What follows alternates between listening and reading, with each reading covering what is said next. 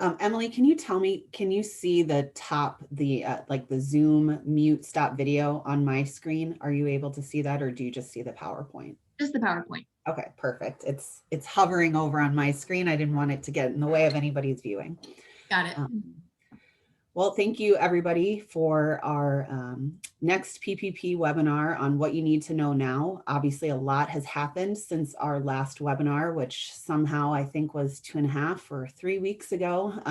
Time just simultaneously is going so fast and so slow at the same time. But we really appreciate you tuning in. A lot going on in the world of PPP2. So we're going to address most of those things in today's webinar. As a constant reminder, things are ever changing. We had 2 new procedural documents that came out about a week and a half ago. Some additional information continues to trickle in. We are still waiting on some form updates. So just know that things are continuing to evolve. And so we are working to ensure that we're giving you the most up-to-date information possible. So that's what we've got in this presentation today, the most up-to-date information that we have and that we know. And it should be enough to help spring you into this next round of PPP2 if you haven't already this week. So to start things off, we'll actually go through a bit of a timeline just to make sure everybody's up to speed. I'm guessing we probably have a mix of some first-time borrowers and second-time borrowers on this call and everything in between. So just wanted to make sure everybody kind of understood where we were at. So back at the end of December, right in the middle of our holiday season, the $900 billion Stimulus Act was signed into law. That was called, it was part of a much larger package that included the budget, a defense package called the Consolidated Appropriations Act. The $900 billion Stimulus Act is called the Economic Aid Act. So you may see it labeled as CAA or EAA, but the what it included was a $900 billion stimulus package. On January 6th, so just last week, we had 2 major interim final rules issued. The interim final rules, you may hear us refer to them as IFRs. They are kind of our guiding principles. They get, once they become final, so the interim goes away, they're posted to the Federal Register, and they're used kind of as our law to go through and apply all of the different rules. So there were 2 that were issued on January 6th. One was applicable for first draw loans, and it really kind of took into consideration all of the other interim final rules that had been issued over the last 10 months and really consolidated them into one 82-page document. Very easy to use, very easy to read, which was helpful, just a little on the lengthy side. The second interim final rule that was issued was really everything to do with second draw loans. That one was about 40 pages and consolidated all of the information related to how to apply, who was eligible, and what borrowers and lenders needed to know. On January 8th, we received updated applications. So there is actually an updated first draw loan application. It looks a little bit different than the first. They've added a few fields, and we'll talk about what some of those new pieces are. And then they also issued a second draw loan application. So that's going to be for those that received a PPP loan in 2020 by that August 8th application date, and they are now applying for a second PPP loan. On January 11th, which if the calendar serves me correctly, I think was just this past Monday, the first draw PPP loans were actually open to borrowers only through community institutions. So these are much smaller lenders that typically serve underserved populations, minority businesses, women-owned businesses. They were available to start delivering loans back on Monday. I know that there were it was quite a quick turnaround, and the availability of those small community financial institutions to actually start issuing the loans, they may not have been ready for it on Monday. However, they were able to start issuing those loans if they were ready. That was for first draw loans only. So if you had a relationship, or if you have a relationship with a community financial institution, just know that you can at this time go to them if they're accepting loan applications, and you're a first-time borrower. Same goes for second-time borrowers. So borrowers looking for a second draw PPP loan starting on Wednesday. The loan applications were open through community financial institutions. Again, those smaller lending institutions. And then as of today, so today, January 15th, first and second draw loans are actually open through lending institutions with less than $1 billion in assets. They're not quite as small as community financial institutions, but they're not quite as big as the big time lenders think, JP Morgan, Chase, those types of banks that have assets that far exceed the $1 billion mark. For those that are over the $1 billion mark, essentially loans will be available through all SBA approved lenders starting on Tuesday. So if you already have a relationship with a lender that you want to work with, and they aren't accepting applications yet, they should be accepting applications starting on Tuesday, January 19th. So you've got a couple of days to start pulling all your information together and making sure that you're ready. I have seen quite a few banks that are actually accepting information, even if they aren't able to take the application yet. They're accepting information to then be able to submit once the portal to the SBA opens up for them. So again, as we've stressed throughout this entire process, make sure that you're in communication with your banker. If you don't have a good relationship with a banker or a lender, now is the time to start reaching out. Make sure that you can make a connection, make sure that you've got a resource available. These loans do have to be issued through SBA approved lenders. If you go to the SBA.gov website, or if you reference a blog that we recently posted, we do have a link to a PDF that shows all of the SBA approved lenders by state. So make sure that you're researching that, making sure you have the information you need so that when the portals open up and banks start accepting applications, that you're ready to go. As a reminder, these funds, it's about $285 billion that was allocated out of the $900 billion stimulus package to the PPP program, but those funds are on a first come, first serve basis. So once they're gone, they're gone. I did have a chance to take a look through President-elect Biden's stimulus package offering. It's about a $1.9 trillion stimulus package.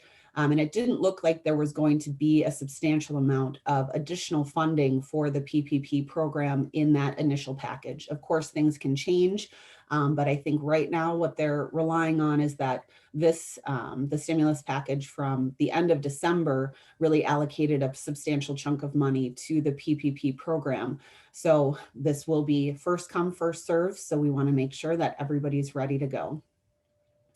We do have a note in here that as of January 25th, if you are looking to apply for an increase to your initial PPP loan, again, that you took out before August 8th, that will open up on January 25th. We're going to talk about who is eligible for that. And then March 31st, again, as of right now, March 31st will be the last day to apply for a first or second draw loan. So it's January 15th already. March 31st sounds like it's far away, but I'm sure that it will be here before we know it. So the program plans to be open for about 2.5 months, but if funds run out before then, as they did in the very first round, then it will close up before that March 31st date. So I wanted to start off right away, just in case we do have anybody on the call that is looking for a first-time loan. Just wanted to kind of get out of the way who is not eligible for a PPP loan, if you were curious and weren't sure.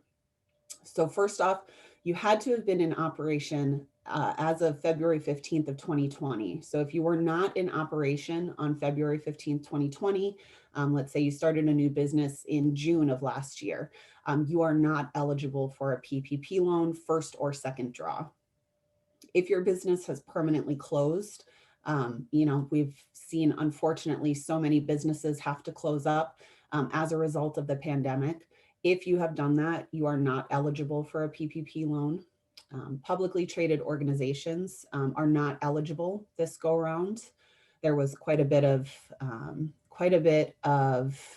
what is the word that I'm looking for? There was quite a bit of drama related to publicly traded organizations having access to PPP loans in the first round. You probably saw quite a bit in the news about it when the first 300 billion went out. So they have said in the new rules that publicly traded businesses are not eligible. If you are a lobbying organization, you are not eligible. We'll talk a little bit about 501c6 organizations, which are newly eligible, but there are some restrictions as it relates to lobbying. Hedge funds and private equity firms are not eligible if you're registered under the Foreign Agents Registration Act. If you are 20% or more owned by an entity formed in the People's Republic of China or Hong Kong, any board member who is a resident of the People's Republic of China, household employers are not eligible for PPP funds. If you are a shuttered venue operator grant recipient, you cannot also take out a PPP loan. I do have one slide dedicated to this, so at the end, so we'll talk a little bit more about that towards the end. If you are in a bankruptcy proceeding as of the date that you apply for the loan, or if you will be when you are set to receive the loan, you are not eligible for a PPP loan. And then they did add a clause about if at least 20% of any class of equity is owned by some member of Congress, the president, vice president, they are also not eligible for PPP loans. So some of this gives you a little bit of insight into what happened in the first round and what they've done to fix some of those loopholes. But just know that if you do fall into any of these categories, you are not eligible to apply for either a first draw or a second draw loan. Hey, can you quickly explain what a household employer is? Sure. So typically, household employers are people that have maybe staff that work in their own home. So if you have domestic employees, so somebody that comes in and takes care of your children, like a nanny, or if you have an in-house, somebody that you pay as an employee for landscaping services, or a in-house chef, something of that nature. It's typically something that you file on your 1040, that you are a household employer. And so you would know if you are one because you have to file a specific return. Perfect, thank you. Yep. So the first thing I want to talk about is requesting PPP1 loan increases. So this applies to anybody that received a PPP1 loan. So you're gonna hear me say PPP1 and PPP2. When I say PPP1, those are any loans that were issued as of the last eligible application date, which was through August 8th of 2020. So if you received a PPP loan, essentially in the first round of funding, there is the potential that you may be able to request an increase in that initial loan amount, but you have to meet very specific requirements. This option will open to people January 25th. So you would go to your original lender. If your lender has sold your loan to somebody else, which it is very likely that could have happened, you would likely want to reach out to your lender first, and they may have you contact whoever purchased the loan, but you will have to use your original lender to request this increase. You cannot request an increase to include some of the new categories of eligible payroll costs we're going to talk about. So this is not intended for everybody that received a PPP1 loan to go back and get more money. These are for very specific circumstances. Those circumstances, for the most part, apply to partnerships and seasonal employers. The reason that this happened was because there was quite a lot. If you've been attending our webinars for the last 10 months, or if you've been keeping up to date on everything that's been going on, you'll know in the first, especially in the first, I'd say 2 to 3 months of this program rolling out last year, between April and June or July, we had a lot of guidance that came out. Sometimes it was every day we were getting new guidance. Sometimes we would get one set of guidance, let's say on a Monday, and by Friday, there was new guidance to override the guidance that came out on Monday. So it was a very confusing time. Obviously, it was a brand new program. There were a lot of kinks to work out. But what did happen was, in particular for partnerships and seasonal employers, there was some confusion about how to apply and how much you could apply for. One of the big things that happened right at the start was in regards to partnerships. So partnerships typically may have employees, but the partners of those partnerships are not employees. So they do not get a W-2. They're not on the payroll. They earn self-employment income, which is reported to them via a K-1. So initially, there was no guidance as to how to include the compensation paid to partners through a partnership as part of the original loan. There was follow-up guidance that came out after many partnerships had applied for the loan that then clarified that if you are a partnership that has partners, you could include an amount of partner compensation in your loan request. So you were actually able to go back and fix that last year. But if you didn't know that you could, or if you just didn't, starting on January 25th, partnerships will be able to go back. If you didn't include partner compensation in your original loan request, you would be able to go back and do that and request an increase in your original loan amount. For seasonal employers, there was some confusion over what period they would be able to calculate their average monthly payroll costs.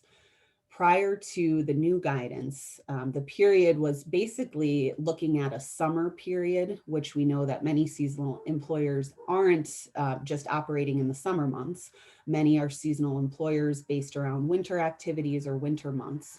So they did update the guidance that seasonal employers can now use the average of any consecutive 12-week period between February 15th of 2019 and February 15th of 2020. So that essentially opens up a full year's worth of payroll to look at, as opposed to prior. It was essentially giving you the option of a 12-week period. I believe it was between I think it was February and September. There were dates February and September. So it kind of took all of the winter months out of play if you were calculating your maximum loan amount. So if you are a seasonal employer, you could go back and recalculate the maximum amount of your loan based on your busiest 12-week period, 12-week consecutive period in that year from February 15th of 19 to 20. So again, you would need to go back to your original lender to request that loan increase. The third category of people that could potentially apply for a PPP1 loan increase are those that repaid in part or in full their first PPP loan because they felt they couldn't use all of the funds. We're going to talk a little bit later in the presentation about some of the new eligible costs that are available. And it may be that you had some of those expenses and you are now able to, if you haven't applied for forgiveness yet, you can go back and use your funds for costs incurred during your covered period for some of the new costs. One item I didn't put on the slide, which I should have, is very important to note. If you have applied for forgiveness and received full forgiveness, so you've applied to the bank has approved your loan forgiveness application. The loan forgiveness application has gone on to the SBA, and you've gotten full forgiveness. this is off the table. So if you've already achieved full forgiveness on your PPP1 loan, you cannot go back and request an increase. If you have submitted to the bank, but the bank hasn't yet or the bank hasn't yet submitted to the SBA, you may be able to talk to your bank about going back and making this change. But if you have gotten full forgiveness, you won't be able to make this change.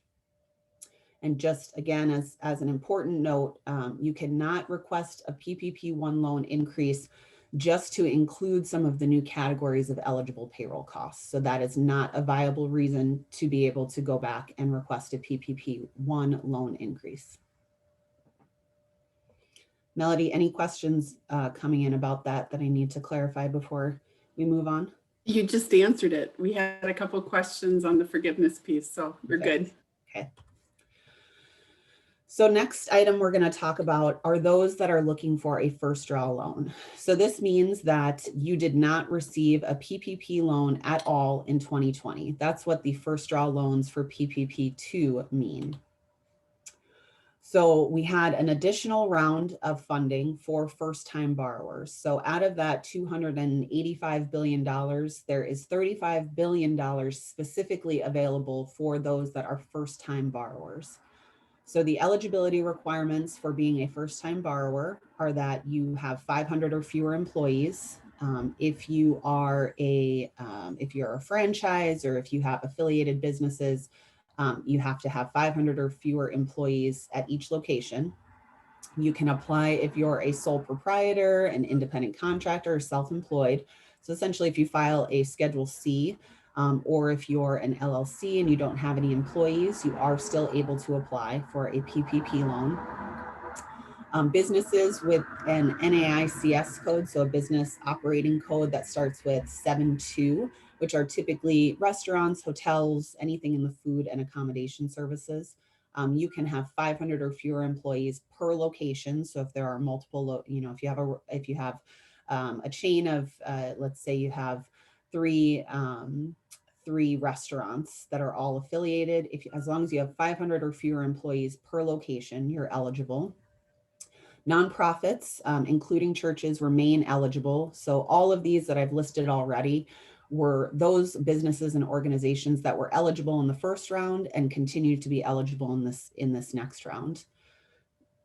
Big news on those that are newly eligible first-time borrowers.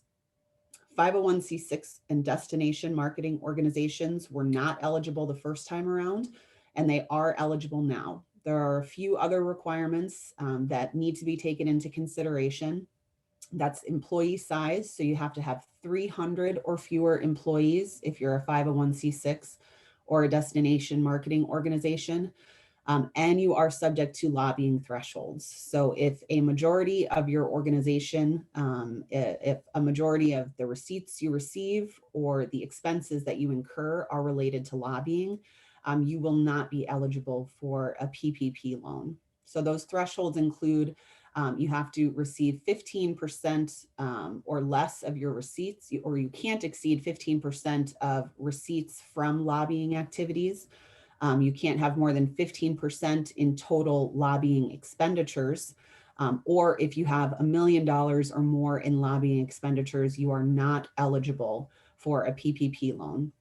So as long as you're under those thresholds and you're a 501c6 or a destination marketing organization and you have 300 or fewer employees, you are now eligible for a PPP loan.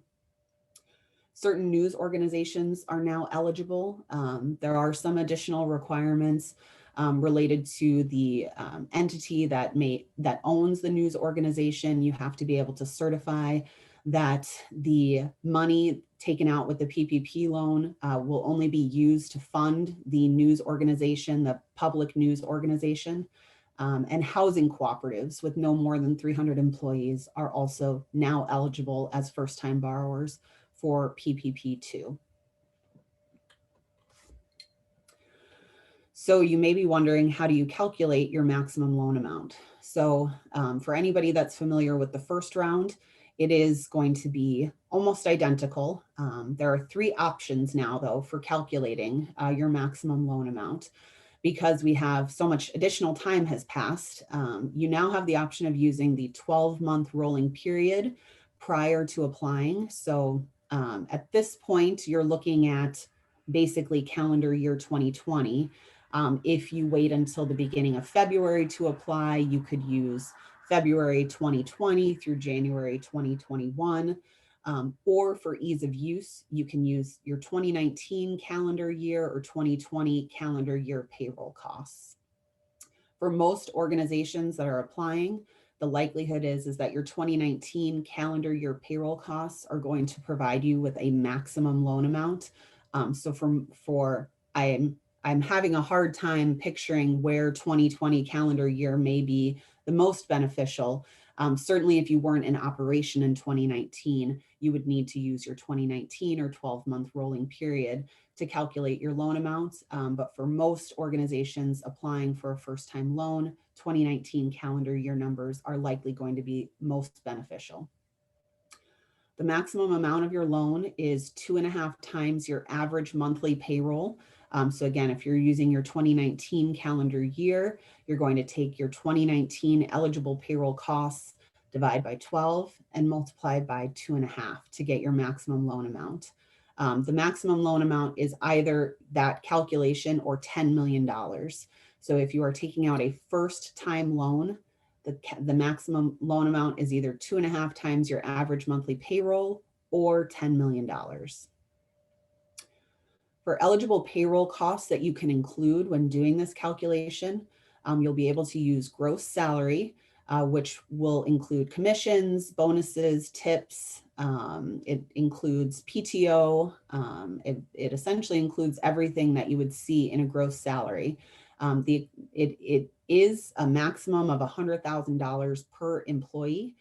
So even if you have, let's just say all of your employees are paid over $100,000, you are still eligible for the loan. You can only use in calculating your loan up to $100,000 of those, that gross salary for eligible employees. Eligible payroll costs also include employer paid portions of group health, dental, vision, life, and disability insurance. If you're familiar with the program from before, you'll know that group life and disability insurance are new adds to the eligible payroll costs.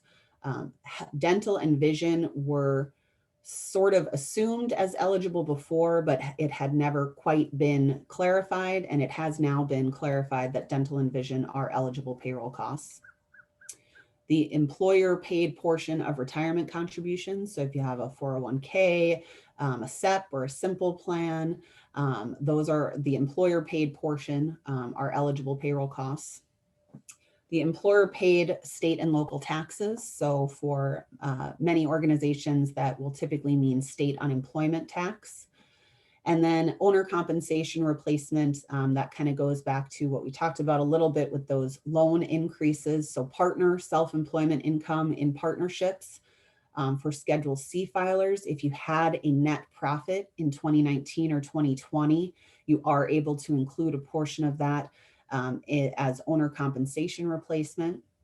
And for Schedule F filers, farmers and ranchers, you are now actually able to use gross income instead of net income, in addition to payroll costs associated with any employees that you have. So we have done quite a few webinars and presentations over the last 10 months as it relates to actually calculating the loan. So we aren't going to go into too much additional detail about that, since that information has been made available quite a bit prior to today. So just know that if you have additional questions on how to calculate your maximum loan amount, you can always send a question, or I would recommend taking a look at some of our past webinars or blog content, and you'll be able to find a little bit more detail about how to calculate the maximum loan amount. So some important items related to first draw loans.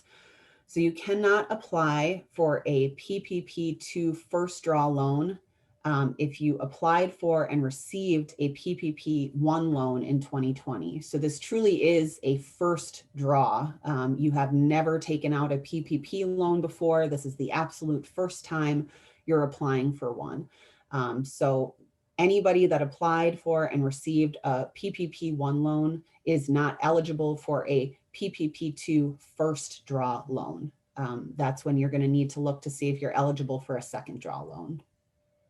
As I mentioned before, the maximum first draw loan amount together with your affiliates, actually maximum first draw loan amount is $10 million. Together with your affiliates, the maximum as a corporate group is $20 million. So I apologize about that. But the maximum loan amount that your one business can get is $10 million. If you received an EIDL loan, so EIDL stands for Economic Injury Disaster Loan, so loan, but not the advance. If you received an EIDL loan between January 31st and April 3rd of last year, you do have the ability to refinance that loan into a PPP2 first draw loan. You may ask, why would you do that? Why is this even a thing?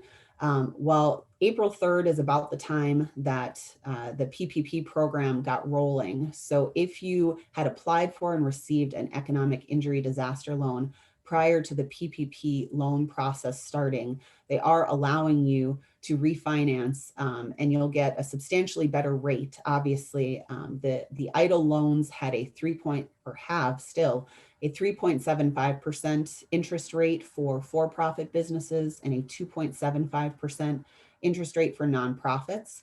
However, the PPP loan has a 1% interest rate. So if you are applying for a first draw loan, you can refinance your EIDL loan as long as it was received between those dates into your first draw PPP loan. You will not receive that additional money. So let's say you have $50,000 of an EIDL loan that you received between those dates and you'd like to refinance them through a PPP loan. That $50,000 will not come to you as part of a disbursement of your PPP loan.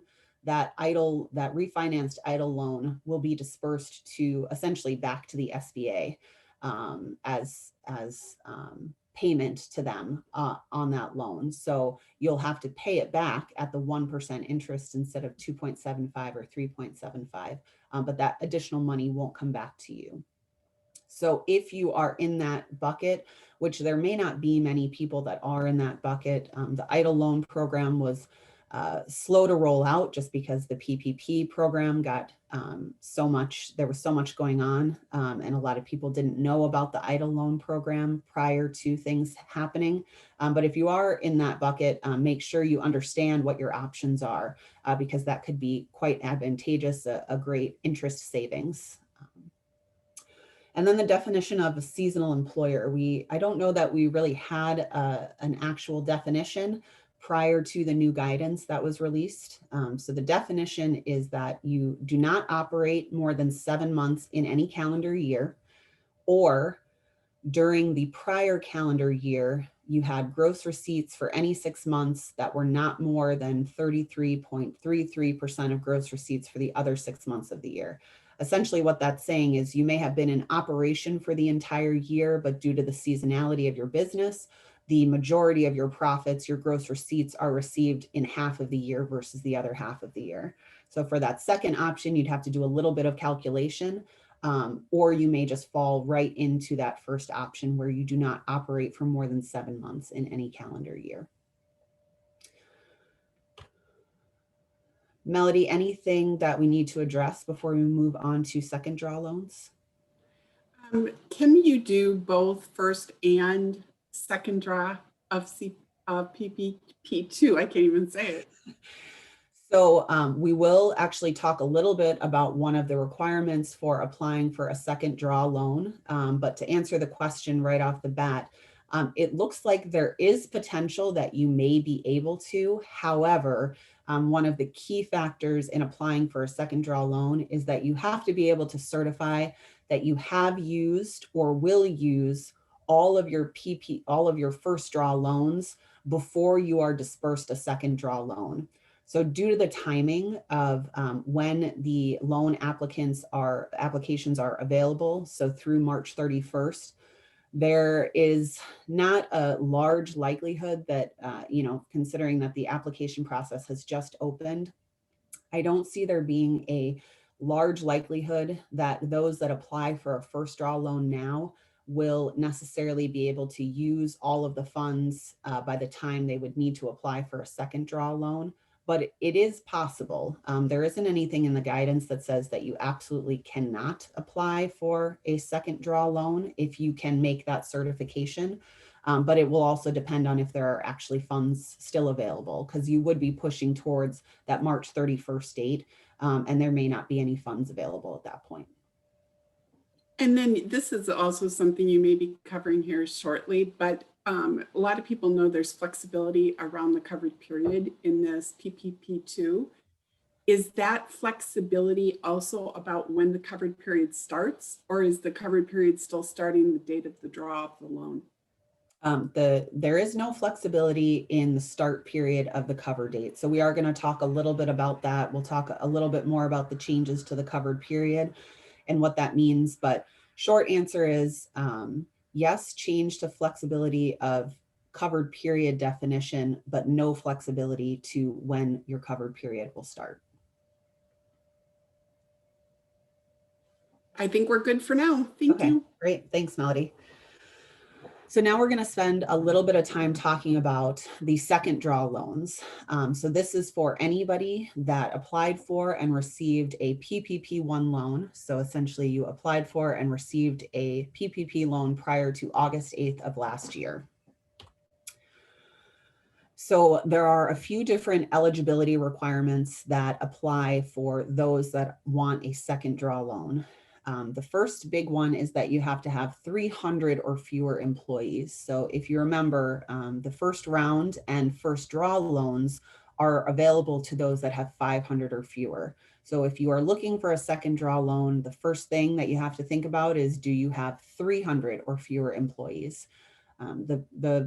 What was the thought process behind these second draw loans was that it was intended to be much more targeted to those that were hardest hit, those small businesses that really took a hit last year. They don't have as many employees as maybe some of the first round that are eligible. And the bigger piece is that the gross receipts, which we're going to talk about. So 300 or fewer employees is one of the first requirements we'll talk about. As we were just mentioning, you have to have used or will use the full amount of the first PPP loan you received. So for those that are applying now for a second draw, there shouldn't be much in the way of issues there, because for the most part, even if you applied towards the end of the eligibility period last year, so closer to that August 8th date, if you were using the maximum 24-week covered period, that should be either over or just about over. So you should have used all of the funds by the time that you apply for a PPP2 second draw loan. However, you do need to be thinking about how you use those funds. You had to have used those funds at least 60% on eligible payroll costs. And if you used at least 60% on eligible payroll costs, the remaining 40% or 20%, whatever it is, must have been spent on any other eligible PPP costs. So you could not have taken the PPP loan to just use as a low interest loan without intending to apply for full, the maximum forgiveness. You had to have used that first PPP loan for eligible costs, payroll and non-payroll costs only. So if you see any issue with being able to provide supporting documentation for using that first PPP loan on those eligible payroll costs within that 60-40 split, you need to think about that before applying for a second draw loan. Note that again, I mentioned there are a few additional eligible payroll costs. These things are retroactive. So most of what we're talking about when we talk about changes to covered period, the new eligible costs, payroll and non-payroll, if you have not applied for forgiveness yet on your first PPP loan, all of these things retroact back to as if they were in the original CARES Act signed on March 27th. So if you haven't applied for forgiveness yet, you can still look at these different splits and these new payroll and eligible payroll and non-payroll costs and apply them to your use of that first round of funds. So just know that if you're applying for a second draw loan, you will need to make this certification, and you will potentially, if you're chosen for audit, you would need to provide documentation that that certification was legitimate. The big additional eligibility requirement that you've probably heard a lot about is the gross receipts test. So to be eligible for a second draw loan, you will have to have seen a 25% gross receipts decline in any 2020 calendar quarter compared to that same quarter in 2019. So again, I'm going to specify calendar quarter. So it is not any 3-month rolling period. If you're a fiscal year, it's not dependent on your fiscal year. It is specific to a calendar quarter. So first quarter, January, February, March, etc. You have to be able to show a 25% gross receipts decline in any one quarter. So let's say first quarter of 2020, the pandemic didn't impact you that much. You did great. Things went well. Second quarter is probably where we're going to see a lot of businesses where they took the biggest hits. Second quarter was when everything was really getting started. Maybe second quarter, you had a 50% drop in gross receipts. You're going to be eligible for a second draw loan, even if by the third quarter, maybe now you're only seeing a 20% decrease in gross receipts. And maybe by the fourth quarter, you were showing a 10 or 15% decline. Because you hit that 25% gross receipts decline in the second quarter, you will be eligible for a second draw loan. The alternative approach, if you don't have great records by quarter, you can look at all 4 quarters. If you were in operation all of 2019 and 2020, you can look at the full year as opposed to just looking at calendar quarter. The assumption there is that if you are showing a 25% decline in gross receipts for the full year, that you will have likely hit that in any one quarter. So if you don't have great quarterly reporting, access to quarterly reporting, and you were in operation for all of 2019 and all of 2020, you can use that annual receipts approach. So the big question, what is gross receipts? Now, going to provide you with the list that we have. I have a note on here about areas where we don't have clarifying guidance, and it is possible we may never get clarifying guidance. I can tell you that we aren't alone in not having answers to these, that there aren't answers to be had, and so we have to use best guesses at this point. But what the interim final rules say for gross receipts inclusion is that it is all revenue from whatever source, including sales of products or services reduced by any returns or allowances, interest and dividends, rent, royalties, fees, and commissions. There is no information. I know we probably have a lot of nonprofits. Wegner works with a substantial amount of nonprofits. At this time, we don't have any nonprofit specific guidance. So some of the items Melody and I have talked about and we've heard about in other presentations are things like restricted contributions, multi-year pledges. So places where you may be recording additional income, gross receipts that maybe you don't have access to right away. Unfortunately, at this time, we do not have specific guidance on whether or not those need to be included. Based on the guidance we have, unfortunately, I would say you may have to include those because as the definition shows in the interim final rule, it is all revenue from whatever source. So just be thinking about that when you're looking at those calculations. Know that those questions are out there and hopefully we get some clarifying guidance. But as of now, we have to go with the guidance that we've been provided. The other item that I did list on that we don't have clarifying guidance on yet are payments received from CARES Act provider relief funds. So if you're in the healthcare profession, even pharmacies, doctors' offices, anybody that provides some sort of medical billing to, I think it was Medicare and Medicaid, you may have received direct payments from the CARES Act that you didn't apply for. And then there were rounds after that where you did have to apply for funds through the Department of Health Services, I believe.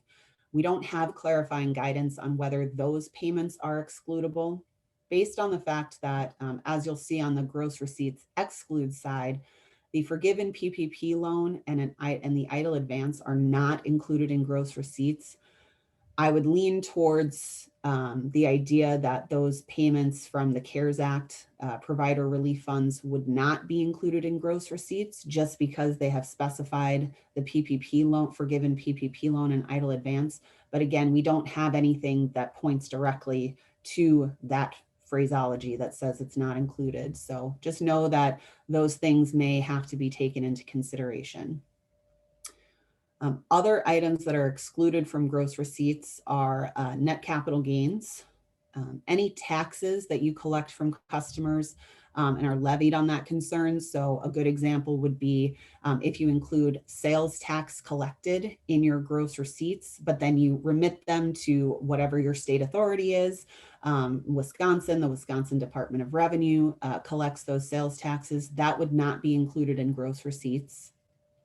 If you have any proceeds from transactions with a domestic or foreign affiliate, those are not considered gross receipts for purposes of the test.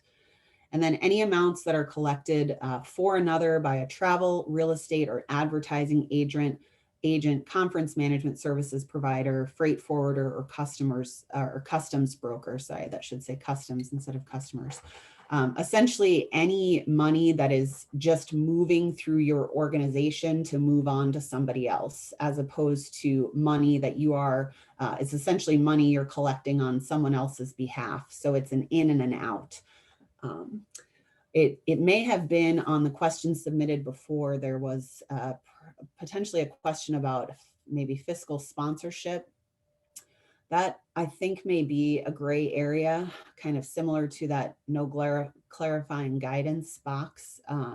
You know, there isn't anything in the guidance that talks about fiscal sponsorships. If you are, however, if you feel that you can fall into that amounts collected for another, that may be something, or if it's an affiliate, that may be where you can fall into that bucket and exclude those gross receipts. But as of right now, this is the definition we have. This is coming straight from the interim final rule, and any additional clarifying guidance that we get, we would certainly post and make available as soon as we have it. Melody, any questions at this point? I know gross receipts is, this piece is such a huge topic. Any questions that we can try to answer on this part? A lot of them you've been answering as you go along. I mean, there was Okay. some on the capital gain and loss, which is clearly spelled out here. Yep. And you've reiterated that it's not something you can break into different components. It's all revenue sources. Everything. And then the gross sales, that it's only reductions for returns and allowances, which is again on the slide. So I think you've covered the majority of the questions. Great. Thanks, Melody. All right, so now I'm going to move into calculating the maximum loan amount for those second-time borrowers. So really, there's not much difference from the calculation for first-time borrowers. However, there is an exception for those businesses that have an NAICS code starting with 7.2. What that's defined as are food and accommodation services. So again, we're talking restaurants, hotels. That NAICS code, and I would be remiss if I said I knew what that stood for off the top of my head. Essentially, it defines what your business does to the IRS and other organizations. So if you don't know what your NAICS code is, pull up your most recent tax return. It is a required field on your tax return, and take a look at that. There are definitions for there. I don't even know how many NAICS codes exist, but there are a lot. But any that start with 7.2 are typically applying to those businesses that are in the food and accommodation services. As we all know, those businesses are some of the hardest hit. So for second draw loans, those types of businesses can actually apply for 3.5 times the average monthly payroll, as opposed to 2.5 times their average monthly payroll. You can still use 2019 or 2020 or the 12-month rolling period. It's all the same eligible payroll costs. However, with a second draw loan, the maximum loan amount you can receive is $2 million. So that's very different from the $10 million first draw loan. You cannot receive more than $2 million if you're going for a second draw loan. And then businesses that are part of a single corporate group, so they cannot receive more than $4 million of second draw loans in total. So there are definitely some additional restrictions, and you'll need to think about those when you're applying. But it's going to be pretty similar to the first round. For documentation purposes, if the lender is the same, so you're going to the same lender and you're using your 2019 calendar year payroll, and that's what you used for your first loan, you actually will not need to, you shouldn't need to provide any additional payroll documentation for a second draw. Now, if you go to a different lender, which you are absolutely able to do, just know that you will need to have all of that information that you had used as supporting backup documentation in that first round. You'll need to submit all of that again to the new lender. I have seen where some lenders ask for a few different pieces. There are required documents from the SBA, and then some lenders have requested some supplemental information. So you'll need to talk with the new lender if you're applying for a second draw through a different bank or lender. But if you use the same lender and you're using 2019 for your second draw calculation, you won't need to submit additional documentation. For loans that are over $150,000, so if you're applying for a loan that's more than $150,000, again, this is all second draw loans. You have to meet that gross receipts test. They did something I think seems a little pointless to me, but this is what they did, and you'll see it on the form.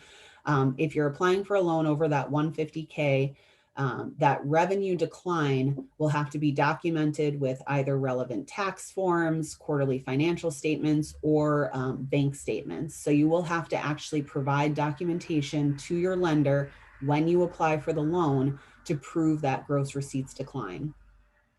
If you are applying for a loan less than $150,000, you have to list the decline on the application. However, you don't need to provide supporting documentation when you apply for the loan. However, you will need to provide that documentation when you apply for forgiveness. So our best advice is have the documentation ready to go regardless of your loan amount. You're going to need it either way. It's just the timing of when you'll actually need to submit it to the bank. For those over 150,000, you'll need to submit it with your initial loan application for a second draw loan. For loans under $150,000, you'll have to submit that supporting documentation when you apply for forgiveness. So just know that that's a slight difference. It does explain that on the application itself. So if you're confused as to what that means, that's what that means. It's just a timing difference for when you'll need to submit that supporting documentation. Again, you'll want to have it ready to go regardless of which bucket you're in. Some other rules regarding second draw loans. You are not eligible for a second draw loan if you took a PPP1 loan, even though you were not eligible. So that's kind of a confusing statement, but essentially, if you took out a loan in 2020 and you knowingly, when you took it or in finding out later on with clarifying guidance that you were not eligible for a PPP1 loan, you cannot apply for a second draw loan. There are certifications on the second draw loan application that you'll have to make to be in compliance with that.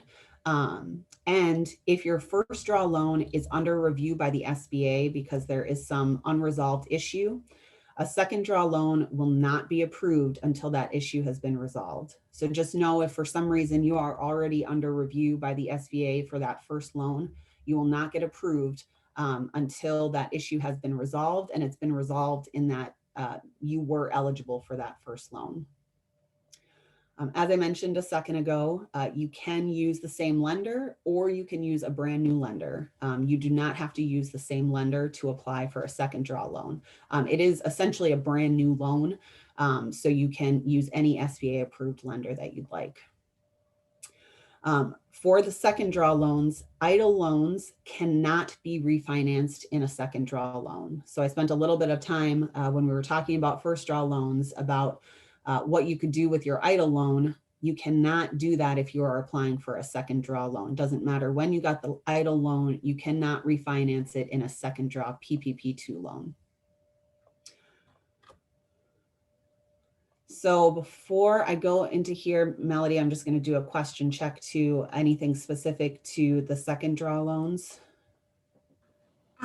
Just to confirm that you can use the payroll records for 19 or 20 for the calculations, is what you stated, correct? Correct. Yep. And again, a nonprofit one that I believe was answered indirectly through the we don't have guidance, but it's come up a couple times here in the questions about in-kind contributions, that if they're included in the gross receipts, you would report on a tax return. The way it's understood right now, then it's includable, correct? I would say the answer to that is yes. I do not have additional clarifying guidance on in-kind contributions. And I may have missed you specifying this as I was answering things, but did you talk about the accrual versus cash? I did not talk about the accrual versus cash. That's a good point. And accrual versus cash is such it's such a hot topic. And look at me, I completely forgot to put anything about the accounting method on these slides, but it is very important. So I may, Emily, don't let me send these slides before I make the update. So I'll put a note on here about that so people have it. There have been quite a few questions around how do you calculate gross receipts. So I'm actually going to go back to some of our gross receipts information. I'll stay here for right now. So gross receipts, all revenue from whatever source, including these items, excluding these items. But what does that mean? Are you an accrual-based business or organization? Are you a cash basis organization? Do you have accrual financial statements and cash-based tax return? What do you use? Well, my best interpretation of the guidance, and one that would make things consistent, is to use whatever method you use to file your tax return. The reason I say this is because if your audit or if your loan is picked for audit or review by the SBA or the Treasury, a lot of the guidance points to the fact that they will be looking at your tax returns. So the best, easiest way to look at things is to look at however you file your tax return. That is not set in stone. I can tell you, Melody and I sat on a webinar yesterday that essentially said you just need to use a consistent method of accounting. So if you are issuing financial statements on a regular basis, whether it be monthly, quarterly, or annually, and you're using a specific accounting method, then you can use that as your method for calculating the gross receipts decline. Again, I would recommend using the however you file your tax returns, because if we look to some of the information that may be requested if your loan is audited or reviewed, they are looking at tax returns. So it would make the most sense to me that you're going to want to use the method of accounting that you use on your tax return. And that's how you're going to do this gross receipts test. But I of course want to be fully transparent that the guidance has come out that it should be just a consistent method, something that you use. So if you don't issue any financial statements at all, ever, then you should absolutely use whatever method of accounting you use for your tax return. If you have always issued cash basis tax financial statements and file a cash basis tax return, you don't have the option to calculate the gross receipts decline using an accrual method. Be consistent. Know that there isn't flexibility if you weren't using a certain accounting method before to try to use that now to calculate this gross receipts decline. And my best advice is to just use what you use when you file your tax return. And as long as you're back on this slide, this question came up a couple of times. The net capital gains and losses, just to clarify that that is both realized and unrealized. I would say the answer to that is yes. It's not specified in the guidance, but my interpretation would be yes, realized and unrealized. Thank you. Yep. All right, so now I'm going to go back, move forward again to updates for all loans. So again, this is not specific to first draw or second draw. This is for all loans. And actually some of this information goes back to, actually all of this information goes back to PPP1. So all loans literally means PPP1, PPP2, first draw, second draw, everything. The only thing this won't apply for is if you have already applied for forgiveness and received forgiveness. So you can't go back and reapply for forgiveness to include some of these new things if you have already applied for and received forgiveness. So one of the changes from the Economic Aid Act at the end of last year was that we now have guidance that a borrower can actually select their covered period between 8 and 24 weeks. So prior to December 27th, and actually, I guess really January 6th when we got all of the clarifying guidance, was that you had the option of an 8 or a 24-week period. However, you could apply for forgiveness at any time. In essence, the interpretation of that was that you could define your covered period, but that was never specified. So we now have specified guidance that says you can select your covered period anywhere between 8 and 24 weeks. However, and this was one of the questions that we jumped into right before we talked about the second draw loans, the start date of the covered period must still align with, sorry, that shouldn't say either, with the disbursement date. The alternate covered payroll period option has been completely eliminated. So because you have the option to select between 8 and 24 weeks, there is no longer the option to use an alternate covered payroll period. The alternate covered payroll period, I'm not going to talk about it too much since it's not an option anymore. Essentially what it did was it just made it easier to pull payroll reports when going to calculate forgiveness. So that option is gone now. Essentially, the disbursement date of the loans into your bank account is the start date of your covered period, whether you choose an 8, 10, 12, 15, 24-week period. The start date is when those funds are dispersed into your account. Another big piece of change is that the idle advance does not reduce PPP forgiveness. So I guess I have to go back one second and say that this is the only section that will apply for those that have already applied for and achieved forgiveness. We're still waiting on additional information on how the SBA and banks will go back and correct this.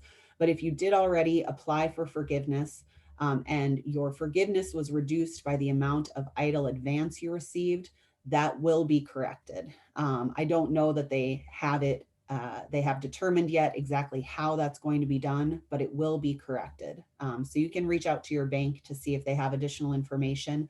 But at this time, the SBA hasn't released additional information on how that's going to happen. But for anybody starting to apply for forgiveness on the first round, and when you go to apply for forgiveness for either your second draw or first draw PPP2 loan, and you received an idle advance, just know that it will not reduce your PPP forgiveness, which is great news. And then another big change are the new eligible costs. So we have a number of new eligible payroll costs, which I talked about when we were talking about the calculation of the maximum loan amount. So that now includes group life, disability, and dental and vision insurance have been clarified that they are eligible payroll costs. The other new eligible costs include non-payroll costs, such as supplier costs. So think cost of goods sold. This really has a pretty heavy impact on restaurants. So any of the food or bar purchases that they have, those are all eligible costs now. Worker protection costs are also included. So those are operating or capital expenditures to facilitate compliance to COVID standards. So OSHA, CDC, DHS standards, things like sneeze guards. If you had to put up, plastic sneeze guards, if you built out a drive-through to accommodate not having people in-house. If you expanded outdoor or indoor space to be in compliance with social distance rules, those could be eligible costs. They had to have been incurred, paid for, or incurred in the covered period. Remember that all of these you had to have paid for or incurred in the covered period, but they are eligible costs going back to the original PPP1 loan and also for the PPP2 loan. In addition, those worker protection costs include paying for PPE, so gloves, masks for your employees, all of those are eligible. In addition, we have the eligibility of property damage costs that were related to public disturbances. So it certainly was a year, 2020. Many businesses experienced some property damage related to some protests and riots that occurred, and some of it may not have been covered by insurance or other compensation. So if you were a business that incurred some property damage costs specifically related to those public disturbances, those may be eligible if they weren't covered by some other form of compensation. And then operating expenses that relate to business software or cloud computing are also now eligible costs. So again, they have to be paid or incurred in the covered period to be eligible. And if you haven't yet applied for PPP1 loan forgiveness, you can include some of these new eligible costs. You'll have to have backup supporting documentation for those, just the same way that you did if these weren't eligible, but they are. This is retroactive back to as if it were in the CARES Act. Kate, there are a couple of questions on these new costs. Sure. What about HVAC filtration upgrades? Is that considered a protection cost? It is. The interim final rule did specifically define indoor, outdoor, combined air vent and filtration. Again, it had to have been paid for or incurred within that covered period. And it had to be related to compliance standards. So you have to be able to tie it to the period of time, that covered period, and it has to be related to building compliance to meet COVID standards. And then on the last one, operating expenses and software, is it any type of software such as websites, QuickBooks, Zoom, or are there limitations? Sure. So I'm actually going to pull up what my notes are so I can read exactly what, if I still have them up. It was specific in relation to being able to do, let's say, accounting. If you are purchasing through a certain system, if you have an HR system, it was pretty all encompassing to include any business software or cloud computing that is used for your day-to-day operations. So a POS system, if you're using like a QuickBooks or Intact or Sage product for your accounting, if you're using some sort of payroll system for, those are all included in those operating expenses. Great, thank you. Yep. All right. Additional updates for all loans. Also big news was that we are expecting a simplified form for loan forgiveness for loans of $150,000 or less. As of the date that the bill was signed into law, the SBA had 24 days from December 27th to come out with the new simplified form. I believe, if I remember correctly, that would put us at January 20th, which is next Wednesday. So I would expect that we should see the simplified form in the next, within the next 4 or 5 days. Essentially, this is going to be a one-page form. It will have no impact on forgiveness for reductions in FTE or salary and wage reductions. However, you will still need to certify and maintain supporting documentation that the funds were used for eligible purposes and you used at least 60% of those funds for eligible payroll costs, and the remaining funds were used for eligible non-payroll costs. So you still need to be compliant in the way that you used the funds. However, for loans that are $150,000 or less, you aren't going to have to do all of the calculations related to full-time equivalent employee reductions, or if you experienced any salary or wage reductions. So just know that that's coming. If you work with Hvac and you've engaged us to help prepare your loan forgiveness application, just know that when this came out, that there was a simplified form, we did stop preparing any loan forgiveness applications for those that were $150,000 or less, knowing that we were going to get a simplified form within the next few weeks. So that's great news. That's going to make the process a lot easier for a vast majority of borrowers. It's going to take that stress off because even the easy form has some complications to it. So this was great news. And I mentioned this a little bit before, forms 3509 and 3510. Those are the loan necessity questionnaires for for-profits and not-for-profit borrowers.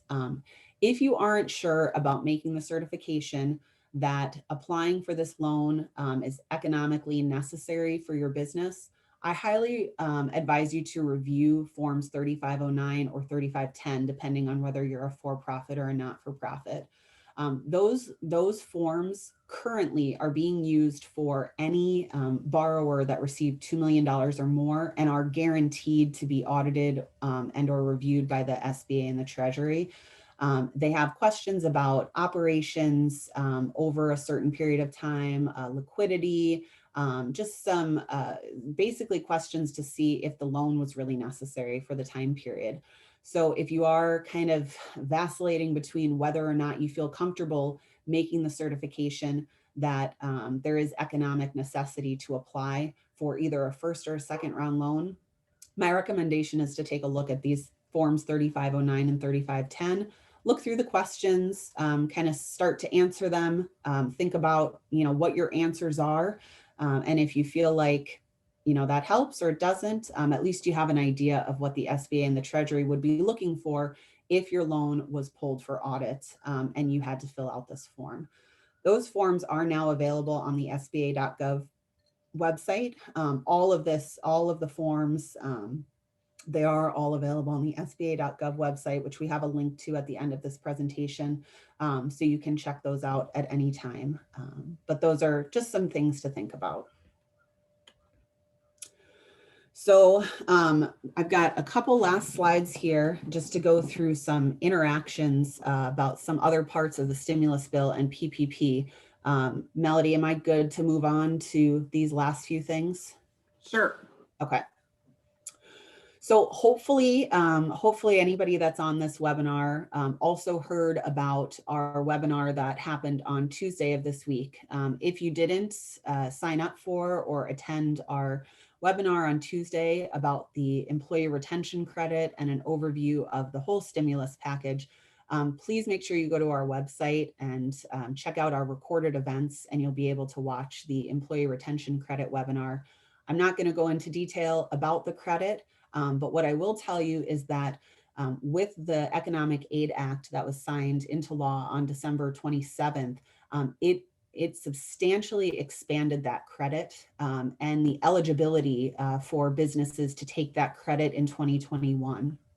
So I highly, highly, highly recommend, if you were really hard hit in 2020, make sure you go back to our webinar on Tuesday, learn more about the employee retention credit, talk to your accountant. Hopefully it's somebody at Hvac, and they're going to be able to give you great information because it's pretty big. And so I wanted to just briefly talk a little bit about PPP and the employee retention credit. Prior to December 27th, these two things were mutually exclusive. If you received a PPP loan, you were not eligible to take the employee retention credit. The Economic Aid Act has now gone back and reversed that. They are no longer mutually exclusive. And you actually can look back to 2020 now if you meet some of the other eligibility requirements, which there are other eligibility requirements. You can go back to 2020, determine if you're eligible for the credit, and take the credit. The credit is also available in a different, more expanded form for the first 2 quarters of 2021. The caveat, of course, is that you cannot use the same wages for both PPP forgiveness and to take the credit. So where before, when they were mutually exclusive, kind of made things easy. For most organizations and businesses, PPP was going to be the better deal. It was going to get you greater benefit. Now, the fact that you can use both of them, there's going to take a bit more substantial analysis in looking at how you use the PPP funds, maybe using the PPP funds for more eligible non-payroll costs, maybe using 40% of eligible PPP funds for eligible non-payroll costs so that you can, if you're eligible for the credit, take advantage of the credit.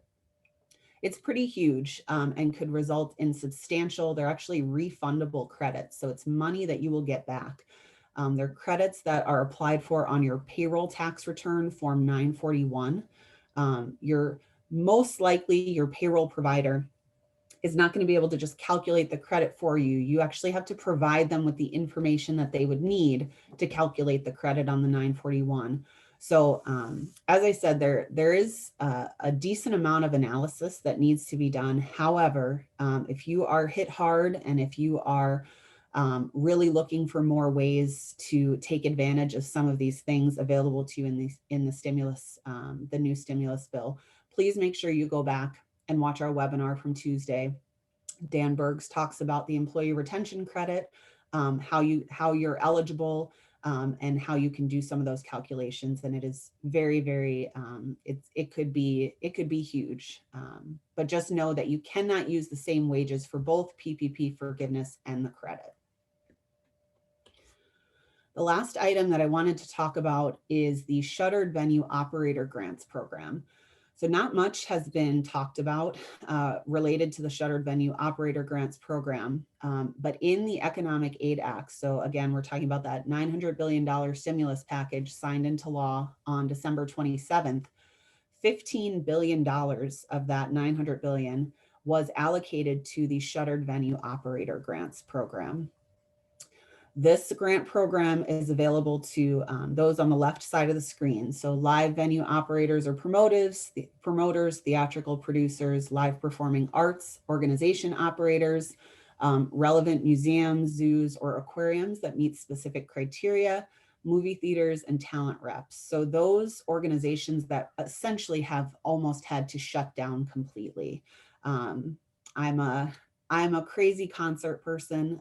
So that's been one of the hardest things for me is not having that venue. And I know some of my favorite venues that are struggling just to maintain because essentially they can't be open at all.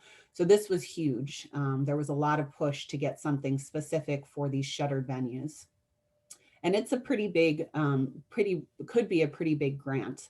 Again, this is a grant program. This is not a loan program. This is a grant program.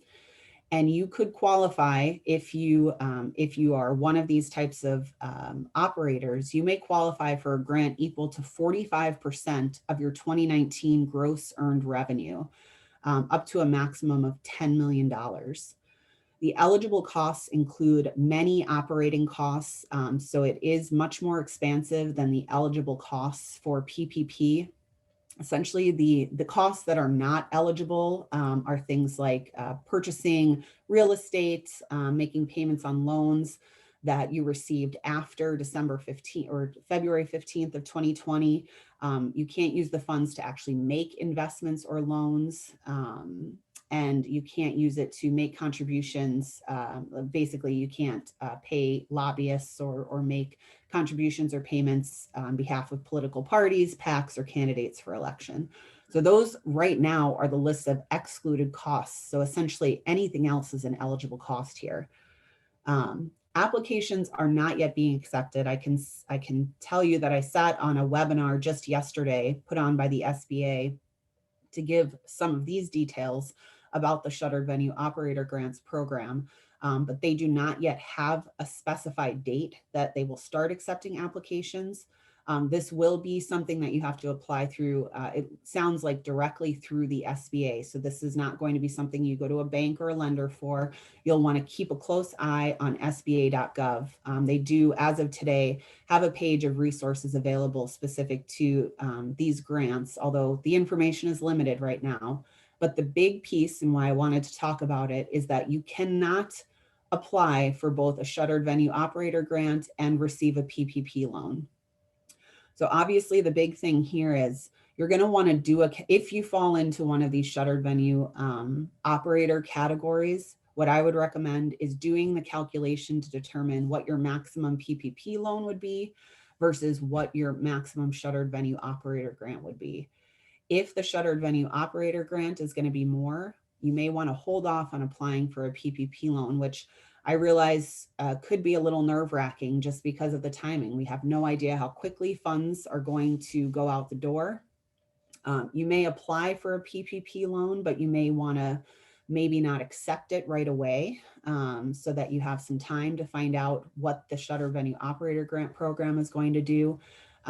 But just know that if you apply for a PPP loan, you have 20 days to get the bank everything that they need, or they will automatically cancel that loan application request from you.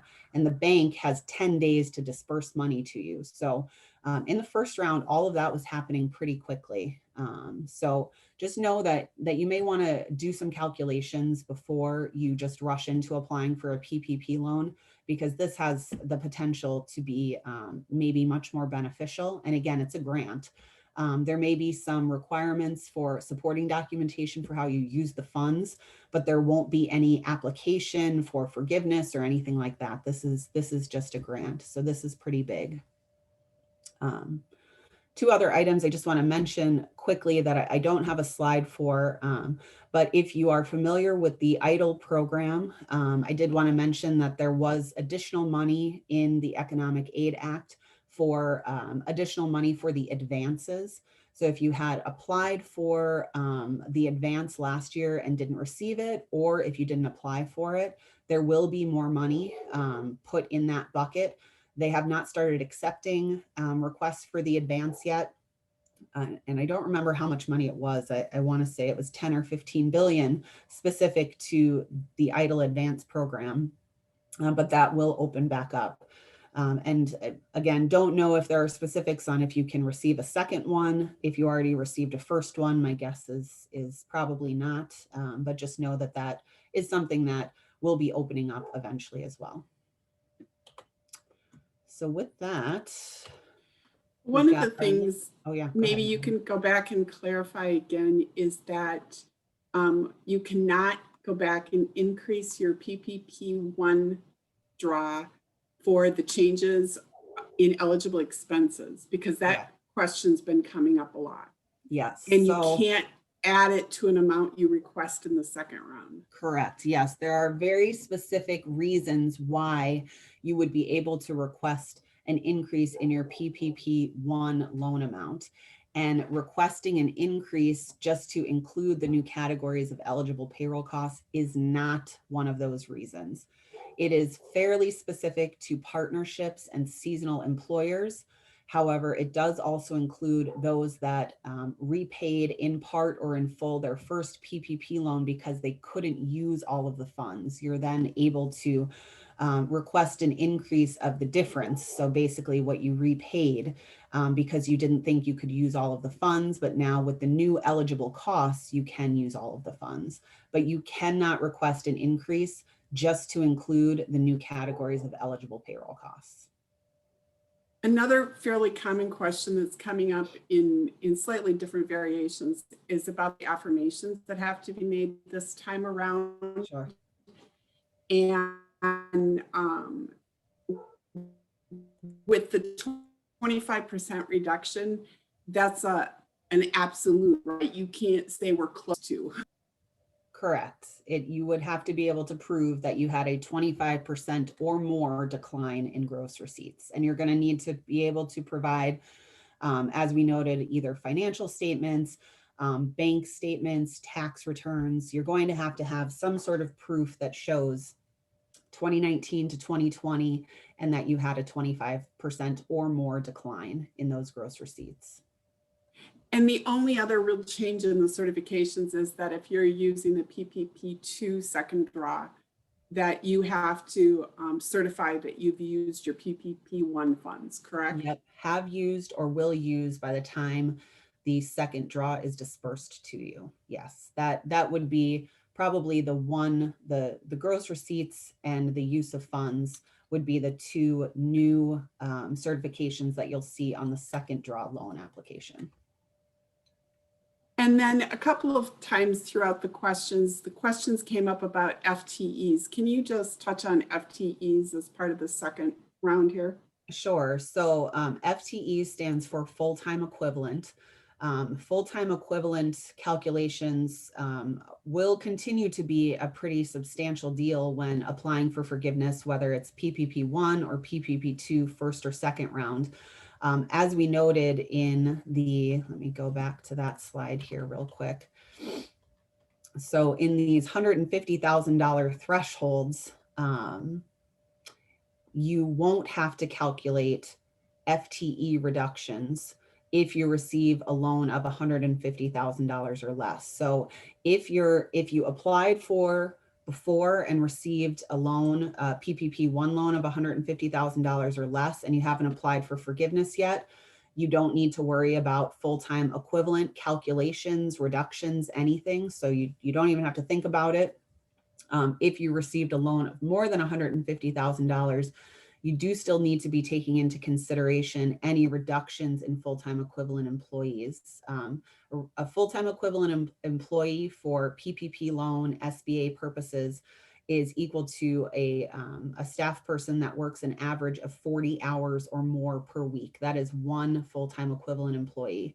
So it doesn't matter if for your business's purposes, full-time is considered 32 hours a week.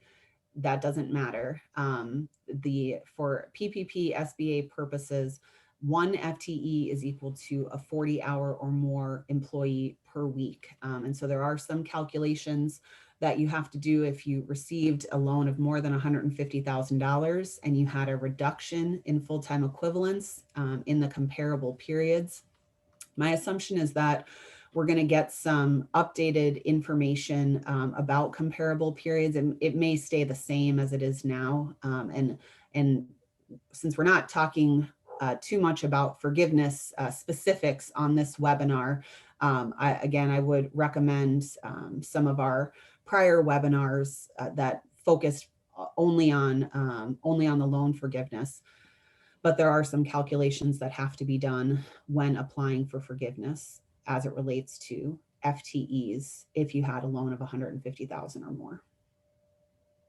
Here's another question that kind of crosses between the two draws here, or the two periods of PPP. In the original, you had to have a set date for new leases. Is that date still applicable, that it can't cover leases that have been entered into since that, I believe it was a February date? February 15th is still the date, yes. Okay, but a renewal of that lease is fine. You just can't have a total Correct. new lease. Yep, exactly. You can't have entered into a brand new lease after 2/15 and have that as an eligible use of funds. The lease, the mortgage had to have been originally put in place before as of February 15th, 2020. Well, it looks like we're close to our time. We got a lot of the questions answered. Great. And do you want to just comment about follow-up? Some of these, again, are coming in from anonymous sources, so. Sure. Emily, do you want to follow up about that, or would you like me to just maybe mention something? Yep, I'll just include it right now. If you are listed as an anonymous source, please just message us in the chat. You can do it just to the panelists, your email address, just because right now we don't have a way to get back to you. So if you would like an answer to your question, just send that in the chat right now and we'll be happy to get those questions answered for you. But thank you so much for attending our webinar today. Again, you will receive the PowerPoint presentation and the recording from today. So you can go and use that as reference. You can also find our recording on our website, either today or on Monday. But again, thank you so much for joining us. Please keep an eye out for our future webinars, and we look forward to seeing you again in the future. Thank you, Kate. Thank you, Melody, for Thank all you, your Emily. expertise. Have a nice day, Thank you. everybody. Bye.